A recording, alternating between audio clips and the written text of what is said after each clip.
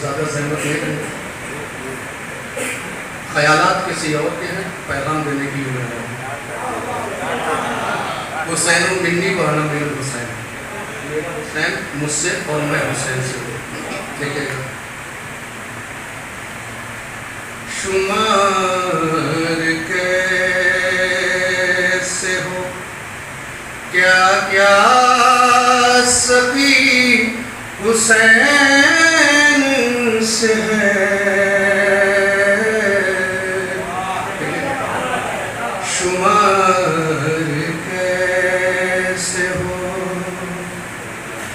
शुमार कैसे हो क्या क्या सभी हुसैन से है,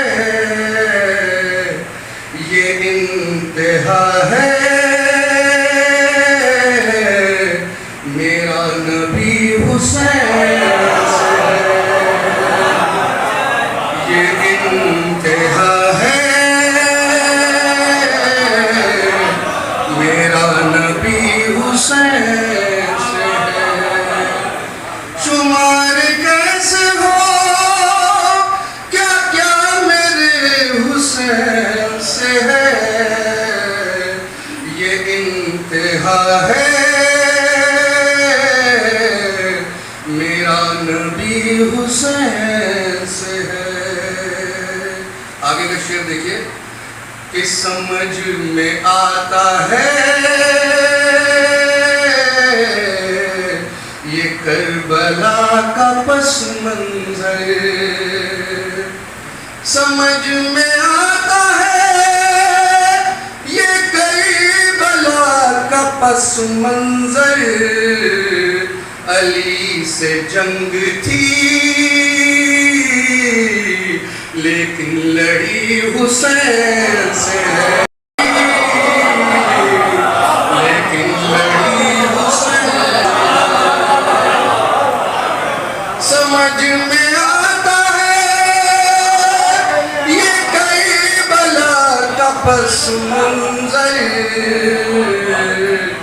अली से जंग थी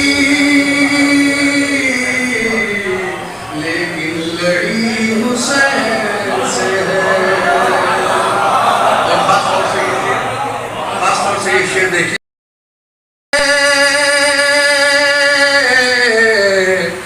जो लाते हैं करबला से कफन,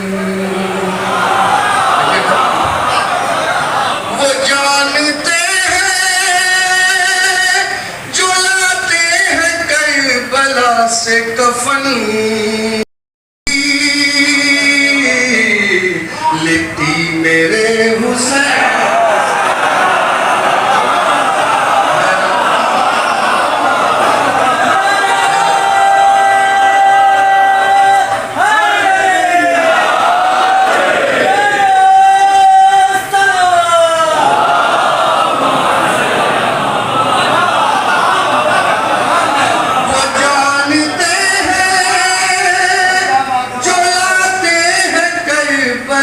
से कफन, हयात आज भी लिट्टी मेरे हुसैन से है। और ये आखिरी शेर देखिए,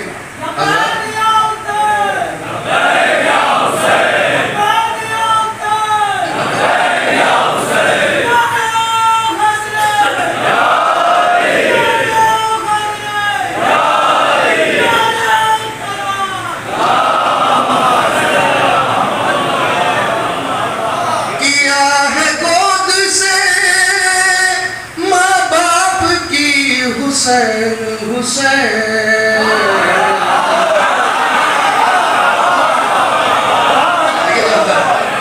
किया है गोद से माँ बाप की हुसैन हुसैन, हमारा राबता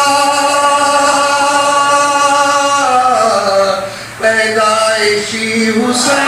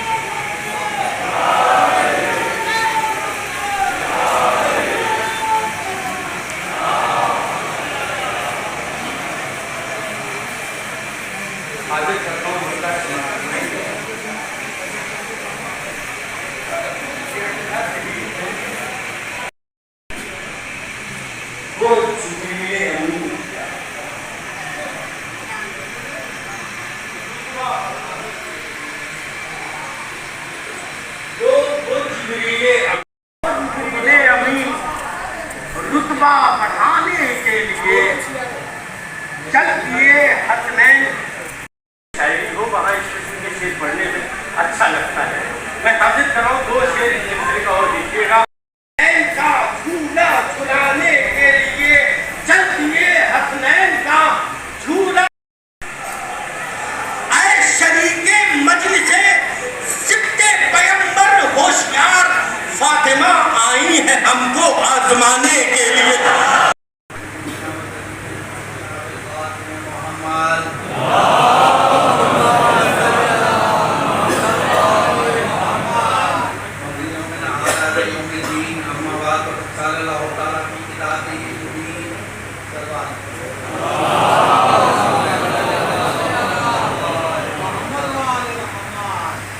इस्लाम 2 पटरियों के ऊपर जो है वो रमा दवा है, एक उसूल दीन और दूसरा फुरूल दीन। जब तक इन दोनों से मुंसलिक रहोगे, इस्लाम पर चलते रहोगे, इनमें से अगर एक भी छुआ तो इस्लाम से खारिज। उसूल दीन क्या है? अव्वल तौहीद, दूसरे अदल, तीसरे नबूवत, चौथे इमामत और पांचवें क़यामत। लेकिन सबसे पहले जो है ये 5 उसूल हैं, ये तुम्हारे अकायद के लिए, इनमें तुम्हारा अकीदा रखना होगा। ये अकीदा है तुम्हारा कि इसके ऊपर जो है वो अकायद होंगे कि हम इसके ऊपर जो है भरोसा करते हैं, अकीदा रखते हैं, तभी जो है वो आप इस्लाम के दायरे में शामिल हो सकते हैं। अव्वल तौहीद, यानी परवरदिगार एक है, खुदा एक है, इसीलिए जो कलमा है वो ला इलाहा इल्लल्लाह है, यानी नहीं है कोई खुदा सिवाय एक के। यानी पहले इनकार करना सिखा दिया परवरदिगार ने, कहा पहले इनकार करना सीखो फिर इकरार करना सीखोगे। ला इलाहा इल्लल्लाह, नहीं है कोई खुदा सिवाय एक के। ये है अव्वल तौहीद, यानी तौहीद पर जब अमल करोगे तभी जो है वो आगे बढ़ेगी गाड़ी। अव्वल तौहीद, दूसरे अदल। अदल क्या है? यानी परवरदिगार को हर सूरत में हमें आदिल तस्लीम करना है। अब ये नहीं देखना है कि किसका रंग गोरा है, किसका रंग काला है, कौन लंबा है, कौन चौड़ा है, कौन दौलतमंद है, कौन गरीब है। ये सब को अगर समझ लोगे कि परवरदिगार की तरफ से अदल है तो भी तुम यकीन करोगे, तभी तुम्हारा अकीदा पक्का होगा। अगर जरा से भी जो है वो गुंजाइश शुरू की अदल नहीं है परवरदिगार का तो फिर इस्लाम से खारिज, क्योंकि परवरदिगार आदिल है, उसका हर काम जो है वो मसलहत के आमिर है, हर चीज़ है। तीसरा नबूवत, नबूवत को इसलिए एहतराम दिया गया है कि आज नबूवत के ही जरिए इस्लाम पहुँचा है। अगर रसूल अकरम ना होते, अगर ये अम्बिया ना होते तो फिर यकीनी तौर पे आज जो है वो इस्लाम से महरूम रहते, आज जो है खुदा से महरूम रहते। खुदा को पहचानवाया किसने? पैगम्बरों ने पहचानवाया, सरदार अम्बिया ने पहचानवाया।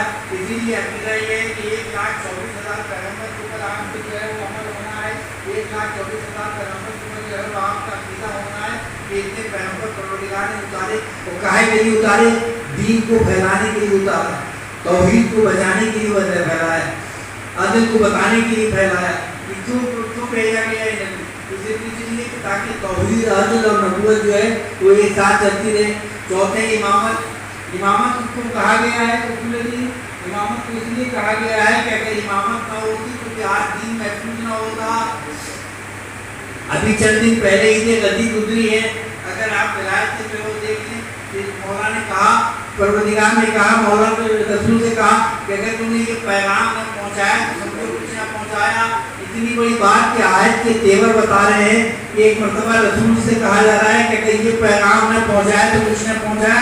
ये परवरदिगार को कौन सा पैगाम है कि अगर उसका इतना बड़ा मरतबा है कि कुछ न पहुँचाया। 63 साल की उम्र में जो है उससे रसूल जो है वो तबलीगी तो करते रहे, पत्थर खाते रहे, कूड़ा खाते रहे, कूड़ा फेंका जाता रहा उनके ऊपर, और इस तरीके से जो है वो तबलीग करते रहे। लेकिन ये है कि तबलीग से हटे नहीं। लेकिन वो सारे काम एक तरफ, ये पैगाम एक तरफ कहा जा रहा है कि इस पैगाम को अगर न पहुँचाया तो कोई काम न किया। ये परवरदिगार को कौन सा पैगाम है? और ये क्या परवरदिगार तो पैगाम ये है कि अली की जो है विलायत का ऐलान कर दो, अली की जो है वो विलायत का ऐलान कर दो। और ये वो गदीर खून में वो मौका आ गया कि वो कहा गया, कहा था मैं तो मौला वाली हूँ, मौला मैं इसका मौला हूँ, उसका अली मौला आएंगे। ऐलान जो है उतना ज़रूरी था, क्योंकि वजह क्या है? क्योंकि अभी तक इस्लाम फैलाया जा रहा था, तबलीग हो रही थी, परवरदिगार के बारे में बताया जा रहा था कि अल्लाह एक है, पंजतन 5 है। ये सारी चीजें बताई जा रही थी। लेकिन अब रसूल जाने वाले हैं, आखिरी हज करके लौट रहे हैं, कुछ दिनों के बाद इंतकाल कर जाएंगे। तो इतने बड़े दीन की हिफाजत कौन करेगा? तो कोई भी इमारत बनती है, कोई इदारा बनाया जाता है, जब तक उसकी हिफाजत का इंतजाम ना हो फिर जो है वो बाकी नहीं रहता है। इस्लाम को बाकी रहना है, क़यामत तक बाकी रहना है, और जब बाकी रहना है तो इसीलिए जो है वो आखिर तक जो है वो इस्लाम को जो है वो उसकी हिफाजत का इंतजाम किया गया और मौला को उस तरीके से गलत किया गया कि हाथ उठा के जो है बाकायदा जो है वो हाथ उठा के कहा गया कि जिसका मैं मौला उसका अली मौला।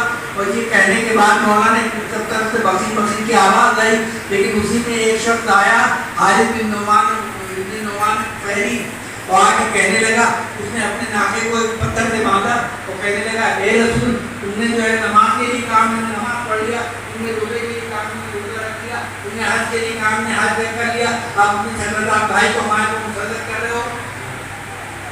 उन्होंने कहा कि नहीं, मैं मुसल्लत नहीं कर रहा हूँ, परवरदिगार की तरफ से हुक्म है। उनके आगे नहीं, परवरदिगार की तरफ से हुक्म है। तो एक पत्थर मेरे को गिरे, मैं यही हलाक हो जाऊँ, और उसकी तमन्ना फौरन पूरी हो गई, फौरन पूरी हो गई। एक पत्थर गिरा, वो वही हलाक हो गया। शायद मौला अली की विलायत के बारे में अल्लाह ने समझौता नहीं करते, उसी वजह वो सजा दे देते हैं। बाकी सजा तो क़यामत में हिसाब किताब के बाद मिलेगी, लेकिन फैली को जो है फौरन ही सजा मिल गई, उसी वक्त वो हलाक हो गया। बाकी के बाद सब लोग जानने लगे, क्योंकि अजीब व गरीब अंदाज में जो है वो ऐलान हुआ है, क्योंकि सब ऊँटों के कजाबे से मिंबर बनाया गया, एक अजीब व गरीब मिंबर बनाए, ये सबके कजाबे लिखे गए। कोई अगर जाना चाहे तो बगैर कजाबे ले जा नहीं सकता है, ऊँटों से जो है कजाबे उतार लिए गए। उसका जब मिंबर बन गया तो उसको खड़े होकर ऐलान किया गया, मनकुल तो मौला व आता अली मौला, कि मैं जिसका जिसका मौला हूँ अली मौला। लेकिन आज के दिन अजीब व गरीब अंदाज में हुआ, अभी तक कुफर मायूस नहीं हुआ था। दूर की कश्ती जो का तूफान आया, कुफर मायूस नहीं हुआ। जनाब यूनुस जो है मछली के पेट से निकाले गए, कुफर मायूस नहीं हुआ। मुबाइला की शिकस्त हुई, कुफर मायूस नहीं हुआ। फिरौन जो है वो दरियाए दूध में डूब गया, अभी तक कुफर मायूस नहीं हुआ। लेकिन आज की जो है कुफर मायूस हो गया। क्यों मायूस हो गया? शायद उसको ये एहसास हो गया कि ऐसे हाथों में जो है वो दीन दिया जा रहा है जो बचा ले जाएगा इसको क़यामत तक।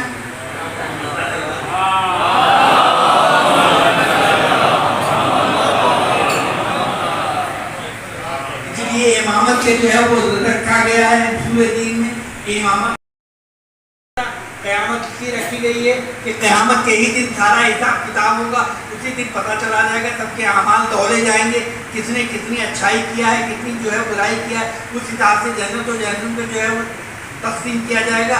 और ये क़यामत के ऊपर यकीन रखना जो है उसूल दीन में रखा कि देखो इसमें तुम्हारा कुछ खर्च नहीं होना है, सिर्फ अक़ीदा तुम्हारे ऊपर करना है, तुम्हें कोई अमल नहीं करना है। ये सारी चीज़ें दिल के अंदर की हैं जो उसूल दीन है। अब क्या है इसके बाद फ़ुरूए दीन है। फ़ुरूए दीन क्या है? अव्वल नमाज, दूसरे रोज़ा, दूसरे हज, चौथे ज़कात, पाँचवें खुम्स, छठे जिहाद, ये 6 चीज़ें जो हैं ये फ़ुरूए दीन की हैं। इसमें सबसे ज़्यादा अफजल क्या चीज़ है? नमाज अफजल है। परवरदिगार कहता है कि अगर तुम्हारी नमाज कबूल तो फिर सारे अमल कबूल है, क्योंकि नमाज एक ऐसी चीज़ है जो तुम्हें कई चीज़ों से बचा ले जाती है, कई चीज़ों में बना ले जाती है।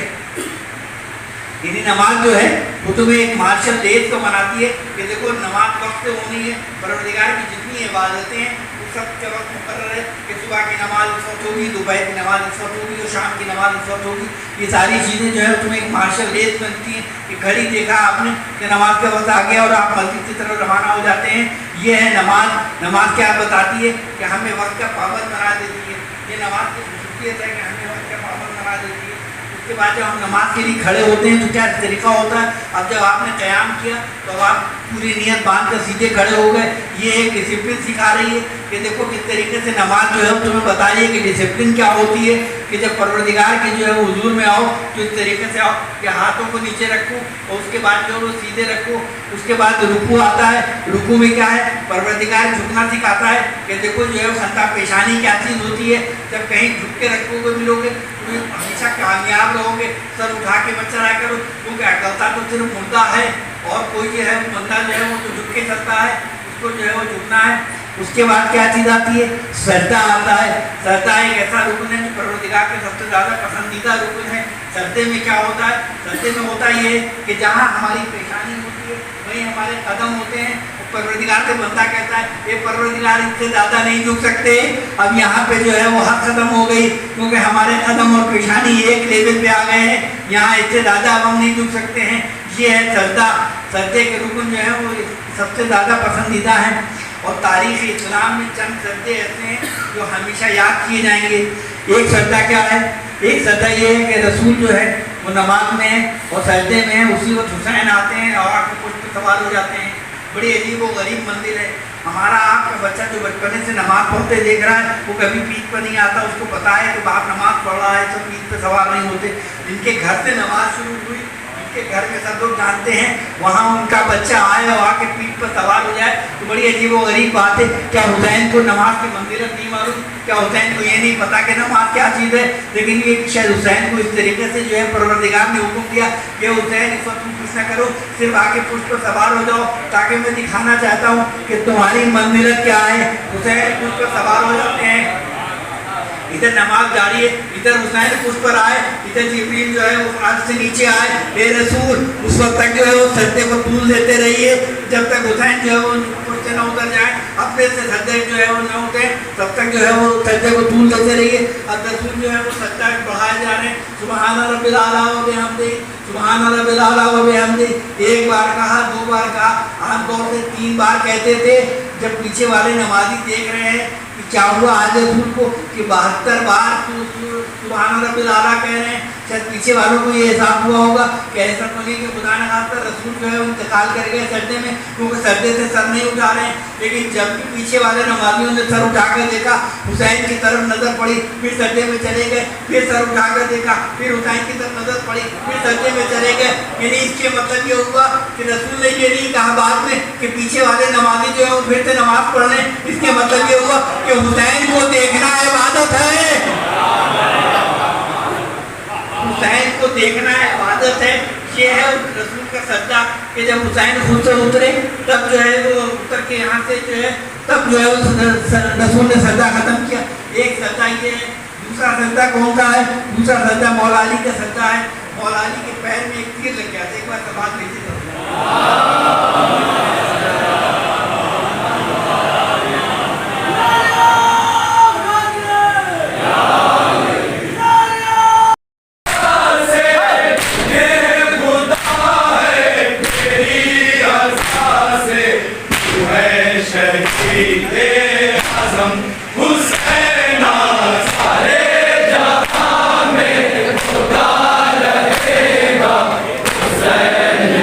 तेरा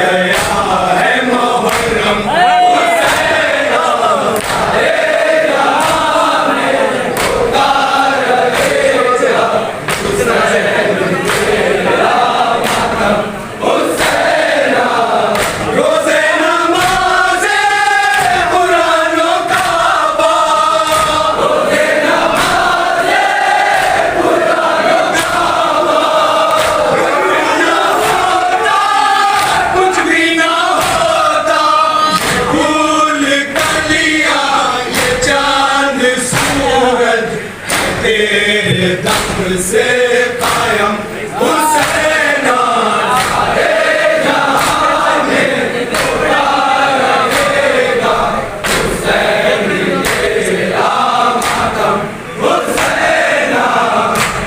मुहर्रम की 9 तारीख है, ऐतिहासिक जुलूस है, क्या कहेंगे उसके बारे में? ये बहुत कदीमी जुलूस है 9 मुहर्रम का। ये जुलूस पहले रीडगंज से उठता था और मुश्तरी नाम की एक मरहूम थी, वो इसको रीडगंज से उठाती थी और मेरे वालिद और पहले लोग बताते थे, क्योंकि मेरे टाइम का नहीं है, ये बहुत पुराना है। और वो खुद पढ़ती थी और उनके जब उनकी शादी हो गई और वो दिल्ली चली गई। उनकी शादी एक ऐसे परिवार में हुई, मुसलमान परिवार में, जहाँ ताफ़ियदारी नहीं होती थी। तो ये जुलूस लगभग 10 साल बंद रहा और 10 साल के बाद मेरे वालिद ने और महल्ले के कुछ लोगों ने इसके लिए वो किया कि 9 तारीख का जुलूस है, ये बंद है, 10 सालों से इसको उठना चाहिए। तो फिर मेरे वालिद ने नहीं इसी अज़ाख़ाने से ये उठने लगा। ये कब से उठ रहा है? तो बहुत टाइम हो गया, ये तो हम लोगों से पहले की बात है। मेरे फादर की जब नौकरी लगी, ये 50s की बात है, तब से ये जुलूस उठ के कहाँ किस रास्ते से ये होता है? यहाँ से राटवेली से उठता है। इसको अंजुमन मासूमिया उठाती है और पहले अज़ाख़ाने में मजलिस होती है, उसके बाद यहाँ से जुलूस निकलता है, ये इमामबाड़े होते हुए राटवेली, उसके बाद 4 घंटा घर पहुँचता है। वहाँ अंजुमन के लोग सीना जनी करते हैं, जंजीर का मातम, कमा, फिर वहाँ पे अंजुमन नीचे मजलूमिया एक लोहा पड़ती है। फिर उसके बाद रीलगंज होता हुआ ये वापस इमामबाड़ा जवाहर अली खां आता है और वहाँ आग का मातम होता है सुबह की नमाज से पहले। वही खत्म हो जाता जी, वही ख़त्म हो जाता है। है। इस जुलूस से जुड़ी कुछ खास बातें हों जो आप शेयर करना चाहें? देखिए, इसमें ख़ास ये सबसे बड़ी जो इसकी खासियत है वो ये है कि इसमें हर धर्म के लोग अकीदा रखते हैं। और आप देखिएगा जब जुलूस बाहर निकलेगा तो सभी समाज के लोग, बहुत अकीदा है और लोग मन्नतें मांगते हैं और मन्नतें हर साल आके बढ़ाते भी हैं। इससे लगता है कि मौला ने उन लोगों की सुनी है। इस जुलूस को लेकर सुरक्षा और सफाई की बात की जाए तो किस तरह की है? कि शहर के कुछ जुलूस बड़े जुलूस हैं जिसको प्रशासन बहुत अच्छे से हर साल इंतज़ाम करता है। इस साल भी इंशाल्लाह अच्छे इंतज़ाम होगा। डीएम साहब ने पहले भी मीटिंग की थी इसकी, और जिस तरह मुहर्रम में साफ़ सफाई और ये सब काम चल रहा है, तो हमारे मुख्यमंत्री जी ने भी मुहर्रम को लेके बहुत सख्त आदेश प्रशासनों को दे रखा है। तो यहाँ के भी प्रशासन बहुत चुस्त है।